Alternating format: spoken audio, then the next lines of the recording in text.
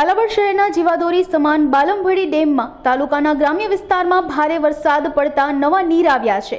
તાલુકાના મુડીલા, બાલમભડી, દાણીધાર, ખીજડીયા સહિતના ગ્રામ્ય વિસ્તારોમાં 5 ઇંચ કરતાં પણ વધુ વરસાદ પડ્યો હતો, જેના કારણે ડેમમાં નવા નીરની આવક થઈ હતી।